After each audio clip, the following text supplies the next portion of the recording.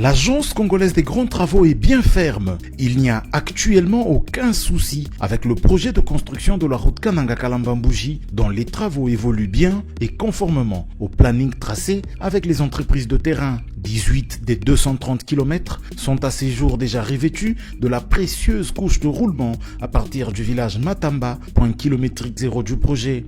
La belle route évolue, dépassant le village Chamatengu et vise désormais les villages Kalongampoi et les localités avoisinant le village Kambundi. Pour la gestion des eaux dans cette zone à forte pluviométrie, des caniveaux et des filets d'eau sont systématiquement mis en œuvre sur tout le linéaire du projet.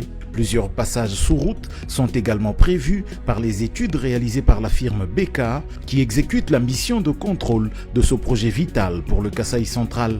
C'est justement lors de la mise en œuvre d'une batterie de bus qu'une déviation a été faite vers le PK37. C'est sur cette déviation que le bus de la compagnie Transco a connu un embourbement dont la vidéo est vite devenue virale sur les réseaux sociaux.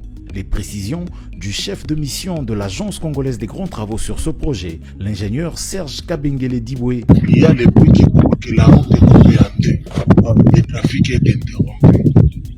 Et on a fait la route avec beaucoup de bout. Ici, nous sommes sur le pont Kasaï.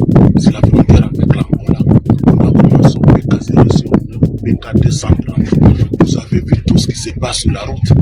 Vous êtes arrivé à un endroit où les Chinois étaient en train de travailler, en train de poser les bus.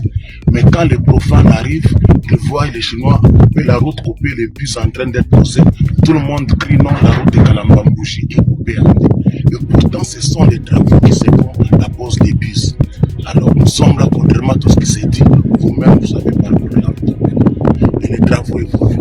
Les images qu'on a diffusées dans les réseaux sociaux pour dire que non, il y a les transports qui s'est embourbé, les camions sont là en train de s'embourber. Ce n'est pas sur l'axe de la route.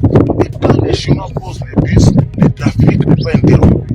Ils ont fait des déviations que vous empruntez en entendant qu'ils finissent les travaux et posent des crises. Et la déviation avec le bruit chaque jour ici dans cette zone. Et il y a eu des camions de transport qui s'est embourbé dans la déviation. Sur le reste du parcours encore en terre, les deux entreprises sous-traitées par Cisco SA ont l'obligation de faire de la maintenance régulièrement pendant que les travaux de modernisation suivent. Quelques dégradations sont visibles par endroits et la prise en charge a déjà été activée, a fait savoir le chef de projet de Sinohydro 14, M. Liang, qui reconnaît un léger retard dans les travaux d'entretien, notamment à cause des pluies quasi quotidiennes qui s'abattent dans la région. Je suis le chef de projet de praticabilité. Le travaux, c'est déterminé le 2025 octobre. Ce travail-là, c'est déterminé. Maintenant, le chantier, c'est toujours faire le travaux de faire l'entretien. Il est à noter que ce projet est prévu pour être livré d'ici fin 2027. Merci à tous de nous avoir suivis. Aimez et abonnez-vous massivement à notre chaîne YouTube Tribeca Media. Au revoir et à la prochaine.